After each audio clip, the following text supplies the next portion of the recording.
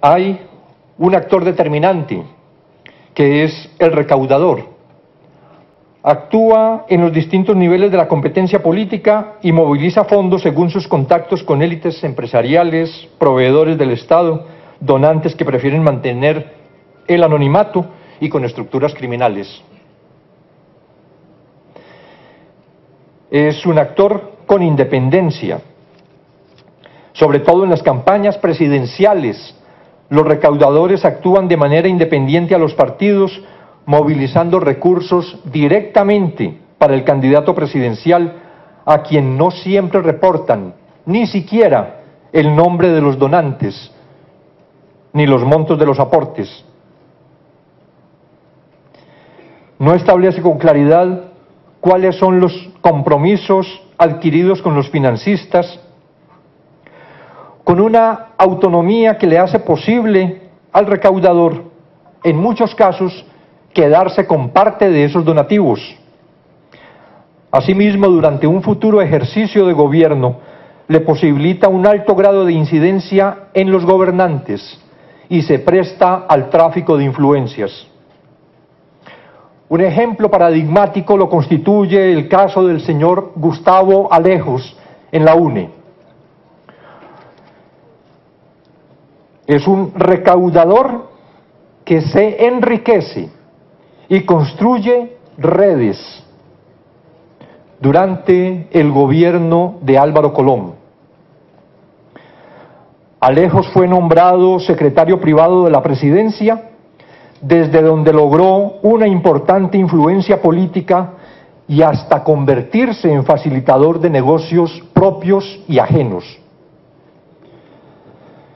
Financista y operador de Colón, durante las campañas electorales de 2003 y 2007, influyó en el nombramiento y destitución de funcionarios.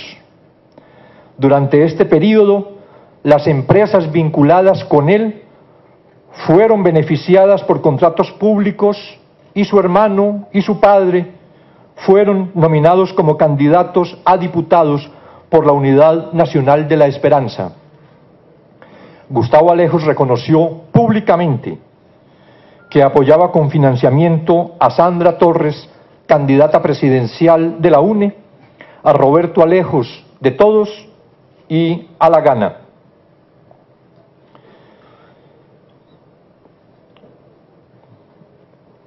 Existe además en estos niveles un financiamiento indirecto de la política que se asume a partir de los medios de comunicación. Por eso debe considerarse que desde los medios de comunicación puede realizarse una suerte de financiamiento indirecto de la política a través de ceder espacios para infomerciales disfrazados de notas periodísticas en noticieros televisivos y radiales, posicionar a líderes políticos, vetar a otros en la cobertura noticiosa y pactar tarifas diferenciadas por tiempo de aire.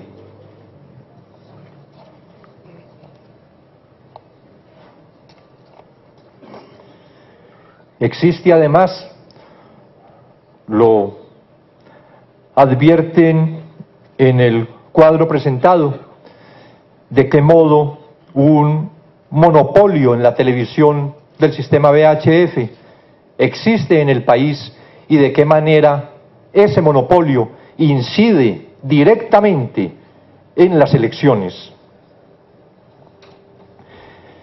Pero también en torno a la obra pública hay entramados de corrupción. Este flujo de recursos para la obra pública alimenta de manera principal el financiamiento de la política, promueve el enriquecimiento ilícito de funcionarios y otras personas vinculadas con estos grupos y finalmente contribuye al empobrecimiento de la mayoría de la población guatemalteca, pues los fondos públicos y en algunos casos recursos provenientes de préstamos internacionales se desvían para esos objetivos. La corrupción es la unificadora del sistema político guatemalteco. Se basa en una amalgama de intereses que incluyen a políticos, funcionarios, entidades públicas, empresarios, organismos no gubernamentales y grupos criminales. Se estima que la mayor parte del financiamiento de la política proviene de estos entramados de corrupción que constituyen, en sentido estricto, estructuras criminales y que han capturado la institucionalidad pública para favorecer sus intereses. En torno a la obra pública, examinamos de qué manera se produce ese financiamiento político ilícito a partir de constructores aglutinados en asociaciones que influyen a través del financiamiento político y sobornos en posiciones estratégicas en el MISIP o en el Congreso, lo que les permite incidir en la adjudicación de nuevas obras o en el mantenimiento de la red vial. Unas redes político-económicas ilícitas construidas alrededor de diputados y alcaldes que articulan redes de constructoras y ONGs a las que canalizan obras públicas que permiten el enriquecimiento ilícito de esos integrantes, así como el financiamiento de las campañas electorales. Unas estructuras articuladas desde empresas constructoras que financian campañas electorales para obtener a posteriori la adjudicación de las obras públicas. Estructuras que denominamos redes político-económicas ilícitas a partir de investigaciones adelantadas por la Comisión Internacional contra la Impunidad en Guatemala y que señalamos como tipos que no son, para desgracia del país, los únicos, porque probablemente si examinamos los 338 municipios que integran la República, en cada uno de ellos podríamos encontrar de qué manera se han construido estas redes político-económicas ilícitas, pero que ejemplificamos a partir de estos casos conocidos en la estructura a la que ya recientemente se hizo referencia de Baudilio Ichos, o el caso de los diputados Chávez y Arriaga, o el caso más reciente del alcalde de Chinautla, que constituye una red política económica ilícita para saquear los fondos públicos. Pero también está el crimen organizado directamente vinculado. Son estructuras dedicadas al narcotráfico que han penetrado la política y la institucionalidad pública a través del financiamiento de campañas electorales. Sin embargo, a la fecha, son relativamente los casos, pocos, que han sido documentados, ya que se trata de relaciones de diverso tipo, que se suscitan en diferentes escalas, nivel municipal, departamental o nacional, y operan por conducto de redes que se están transformando constantemente. A partir de fuentes secundarias y con información de investigaciones en proceso realizadas por la CICIG, puede identificarse distintas formas de relación entre grupos criminales y políticos. De un lado, apoyo a candidatos presidenciales, generalmente de manera indirecta, con financiamiento, logística y otros recursos a cambios de acceso, información y protección. Financiamiento a candidatos a cargos de elección popular, especialmente diputaciones y alcaldías. Espacios de interrelación entre estas redes político-económicas ilícitas y estructuras criminales para la asignación de recursos destinados a la obra pública. participación directa de integrantes de grupos criminales como candidatos a cargos de elección popular. En cuanto al financiamiento de las campañas presidenciales, un caso conocido es el que constituye la relación de José Armando York Quiteño, quien actuó como financista con el más alto nivel de contactos en el Ejecutivo con el gobierno de la FRG. El financiamiento de la UNE, que permitió ver cómo durante la administración de Álvaro Colom actuaron por lo menos 2 estructuras de financistas que se beneficiaron con el ejercicio del poder. El caso de la señora Gloria Torres, una de las estructuras de corrupción más cercanas a la presidencia, en tanto es la entonces esposa del presidente Álvaro Colom. Fue Gloria Torres una de las fundadoras de la UNE y tuvo a su cargo la organización del partido. Ello le permitió relacionarse con todos los candidatos a alcaldes y alcaldes en funciones de esta organización. Sobre la base de estas relaciones, construyó un conjunto de entidades a través de las cuales recibía fondos de las municipalidades. Fue investigada y acusada de lavado de dinero y estafa. Y el caso de Obdulio Solórzano Montepeque. En este, lo que se presenta es la participación de un presunto miembro de un grupo dedicado al narcotráfico en posiciones importantes de gobierno. Solórzano, financista de la UNE, fue postulado y electo en 2003 y por este mismo partido como diputado por Escuintla. Fue parte del Consejo Político de la UNE en 2005 y a principios del gobierno de Álvaro Colom fue nombrado director de FONAPAS. Su gestión al frente de esta entidad estuvo caracterizada por denuncias de corrupción. Desde FONAPAS, Solórzano benefició con contratos de obra pública y posiciones administrativas a la estructura del narcotraficante Otoniel Turcios, extraditado a Estados Unidos en el año 2010. Y hay una tercera forma de relación entre las estructuras criminales y la política, que es lo que puede denominarse las zonas de interrelación, que hay contacto e interacción entre las redes político-económicas ilícitas y los grupos criminales.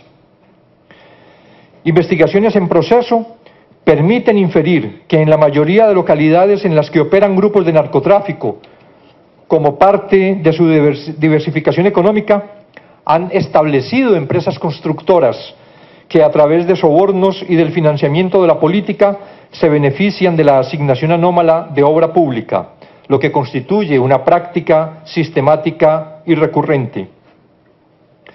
Pero, adicionalmente, hay participación directa de integrantes de grupos criminales como candidatos a cargos de elección.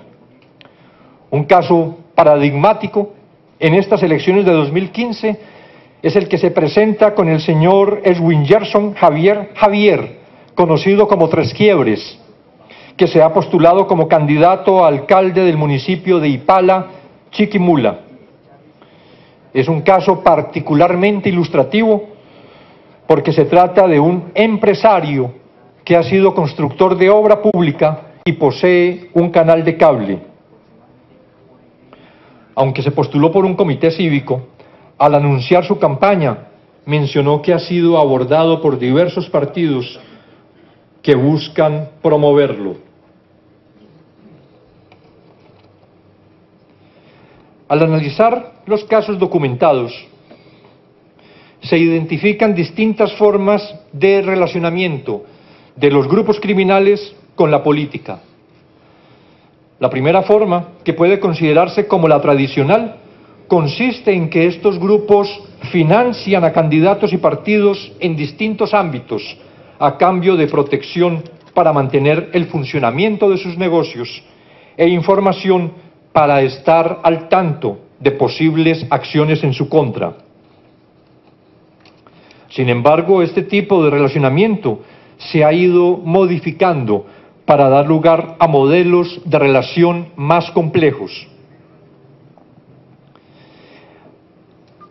A través del financiamiento político, las estructuras criminales buscan beneficiarse, como hemos dicho, tanto de una forma para la protección de sus negocios como la obtención de información, pero también para ocupar posiciones clave en el Estado que le permitan la diversificación de negocios y el control parcial o influencia de la institucionalidad de seguridad y justicia. Este tipo de relacionamiento ha sido evidente en diversas escalas territoriales. Con respecto a la diversificación de negocios, se ha observado sistemáticamente que los grupos criminales tienden a montar empresas constructoras para acceder a asignaciones de obra pública, lo que además les ha permitido montar un muy expedito mecanismo de lavado de dinero. De la misma manera, están ampliamente documentadas las acciones de estos grupos para influir decisivamente en el nombramiento de funcionarios de seguridad y de justicia. Con todo este panorama,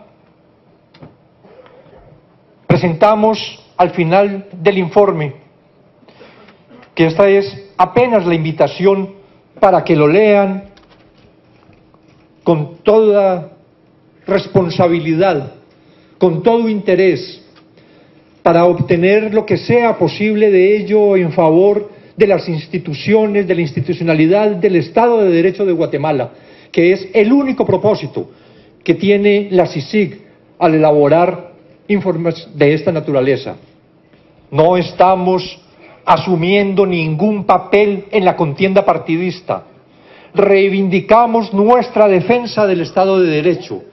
Reivindicamos la necesidad de profundizar el Estado de Derecho, de fortalecer las instituciones nacionales, pero como observadores y actores también en la realidad desde el plano de la investigación criminal, nos sentimos con la obligación de presentarles a ustedes, a la sociedad guatemalteca y al Estado de Guatemala, nuestras reflexiones acerca de la realidad que observamos, para exhortarles a que examinen esa realidad en la que viven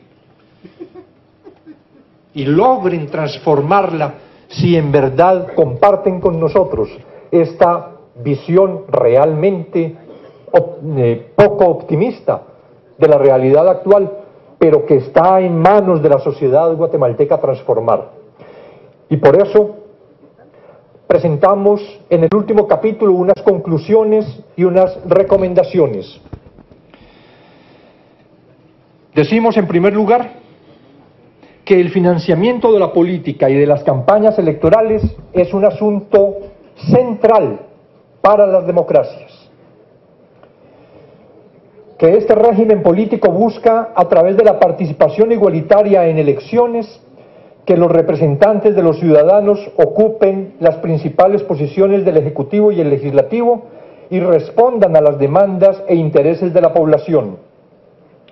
Para que un proceso electoral sea democrático, los ciudadanos deben poder elegir efectivamente entre opciones políticas diferentes, y los partidos políticos y otras organizaciones contendientes deben tener la misma posibilidad de dar a conocer a los electores a sus candidatos, sus programas y sus propuestas.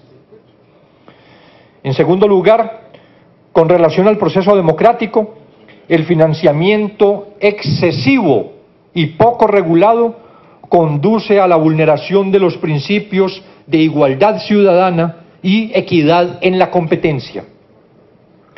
Como se ha demostrado en distintos estudios, existe una correlación entre la cantidad de recursos invertidos por los partidos y los resultados electorales. Esto puede conducir a que aquellos partidos que logren movilizar más dinero pueden obtener más votos, en detrimento de los que no tienen suficientes fondos. Esta distorsión trae consecuencias para la sociedad en su conjunto, pues puede darse que los gobernantes tomen decisiones e implementen políticas u otras acciones favorables, no a la mayoría de los ciudadanos como corresponde, sino a personas y grupos particulares en retribución a sus contribuciones. En tercer lugar, en Guatemala los gastos en las campañas electorales son excesivos y desproporcionados. La manera como los partidos y candidatos recaudan y gastan los recursos abre la puerta para el financiamiento ilícito. Y los controles, regulaciones y sanciones establecidos en la legislación son muy débiles y completamente insuficientes. Los mecanismos de financiamiento de la política han moldeado el sistema de partidos, incentivan la corrupción y han socavado a la democracia guatemalteca. En cuarto lugar, los partidos con expectativa de éxito electoral son quienes exceden gastos de campaña sin explicar el origen de sus fondos. Con relación a los gastos, tanto los informes de la Auditoría Electoral del Tribunal Supremo Electoral como estudios independientes han demostrado, calculando solo una parte del espectro de los gastos en que incurren los partidos y candidatos, que en las campañas electorales los partidos grandes con expectativa de éxito invierten cientos de millones de quetzales, pasando por encima de los límites establecidos por la ley y sin explicar el origen de sus fondos. En la campaña de 2011, la mayoría de partidos gastó más de lo que reportó al Tribunal Supremo Electoral, y el Partido Patriota, el Partido Líder y la coalición Une Gana superaron ampliamente el techo de gastos establecidos. En quinto lugar, decimos que lo anterior conduce al financiamiento ilícito. El carácter de ilicitud tiene dos dimensiones. En primer lugar, es ilícito porque no se reporta ni se registra de acuerdo con la normativa electoral. Es decir, todo financiamiento que no se contabilice, independientemente de su origen y de las intenciones del donante, pasa a estar al margen de la ley. Cualquier aporte, de acuerdo con el Código Penal de Guatemala, que se haga de manera anónima, constituye delito. En segundo lugar, el financiamiento que entra a las campañas tiene un origen propiamente ilícito, pues proviene de actos de corrupción, de actividades criminales o, por su monto, se ajusta a los delitos de financiamiento electoral y de financiamiento electoral ilícito. Como se describe en este informe, la mayor parte del financiamiento ilícito de la política en Guatemala procede de la corrupción. Este hecho está asociado con una tendencia creciente en las campañas departamentales y municipales, el autofinanciamiento por parte de candidatos que buscan su elección o su reelección. Para financiar las campañas, enriquecerse y mantenerse en el poder, se han constituido, creado en numerosos departamentos y municipios redes político-económicas ilícitas de alcance regional, que han constituido entramados de empresas, ONGs, contactos en diferentes esferas de la administración pública, que a través de prácticas políticas ilícitas, entre ellas el tráfico de influencias, realizan transacciones económicas ilícitas, orientadas a apropiarse de recursos públicos para su propio beneficio. Una sexta conclusión se refiere a las limitaciones institucionales de la autoridad electoral. Las autoridades electorales en Guatemala tienen limitaciones institucionales y materiales para enfrentar este sistema y las estructuras que lo sostienen. Las leyes y reglamentos sobre el financiamiento de los partidos políticos y las campañas electorales no permiten el suficiente control sobre el conjunto de los ingresos y gastos, pues dependen de la información que presenten los partidos. Además, el régimen de sanciones es muy débil y resulta totalmente insuficiente y, en ciertos casos, incentiva el incumplimiento de las normas. A esto se agrega que el personal y los recursos de la auditoría electoral del Tribunal Supremo Electoral se ven sobrepasados frente a una campaña prolongada e intensa. Por su parte, el Ministerio Público tampoco cuenta con los recursos para una eficaz persecución de los delitos electorales, no obstante los esfuerzos que realiza, por ejemplo, mediante la Constitución, para estas elecciones de una Fiscalía contra los Delitos Electorales. En último lugar, este sistema perverso de financiamiento de la política ha moldeado el sistema de partidos. La fortaleza de los partidos no depende de su programa político, de sus propuestas, sino de la posibilidad de atraer financistas, candidatos, quienes a su vez no se vinculan con los partidos por razones ideológicas, sino meramente instrumentales. El partido es visto como un vehículo temporal para llegar a un cargo de elección, y ya en ejercicio del mismo no se tendrá lealtad alguna hacia el partido, sino que se buscará aquel instrumento que les permita la reelección. Esto explica en parte el excesivo transfugismo parlamentario y la fluidez del sistema de partidos. Por esto, formulamos con todo el respeto que debemos reiterar, dada además nuestra condición de extranjeros, pero es con todo el ánimo de contribuir al país en el examen, en la reflexión de su situación real, formulamos estas recomendaciones. La sociedad guatemalteca debe decidir.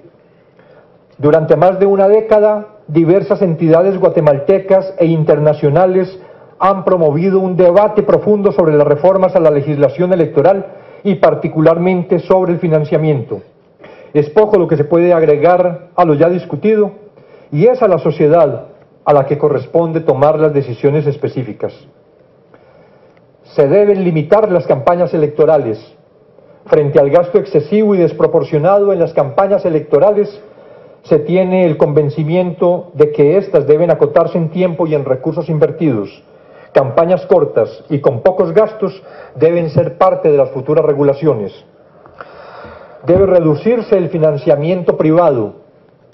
En cuanto al financiamiento propiamente dicho, el de origen privado debe reducirse a una mínima expresión que no supere el 20% del total. Y este debe ser objeto de un estricto control, para lo cual las autoridades electorales deben contar con los recursos legales y materiales que les permitan cumplir con sus funciones. En cuanto al financiamiento público, este debe ser limitado, regulado y fiscalizable para mejorar las condiciones de igualdad en la competencia electoral. Fortalecer la coordinación institucional para que el Tribunal Supremo Electoral pueda efectivamente controlar el financiamiento político. Es indispensable que exista una más intensa coordinación y cooperación con otras entidades a las que les incumbe este asunto. La Contraloría General de Cuentas, la Superintendencia de Bancos y la Intendencia de Verificación Especial, la Superintendencia de Administración Tributaria, para mencionar las más importantes. Asimismo, debe discutirse los límites al secreto bancario para poder efectivamente controlar los flujos de recursos a las campañas electorales. El sistema debe reformarse. Una de las características de los regímenes democráticos es su capacidad de autorreformarse.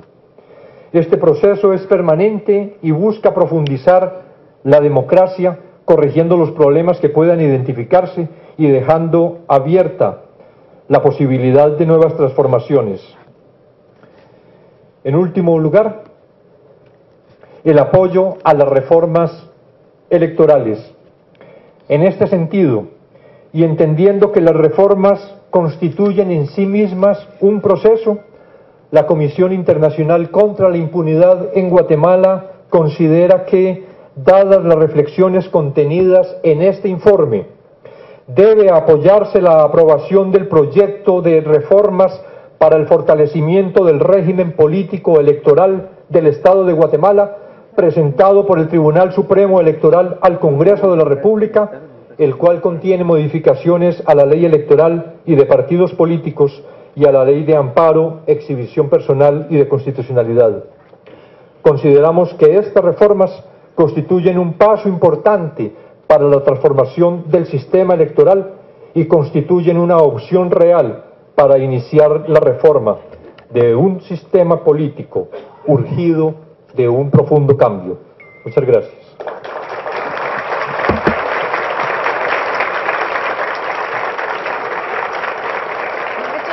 Estábamos viendo la presentación del informe de financiamiento de los partidos políticos en un hotel capitalino en donde el comisionado de CICIG, Iván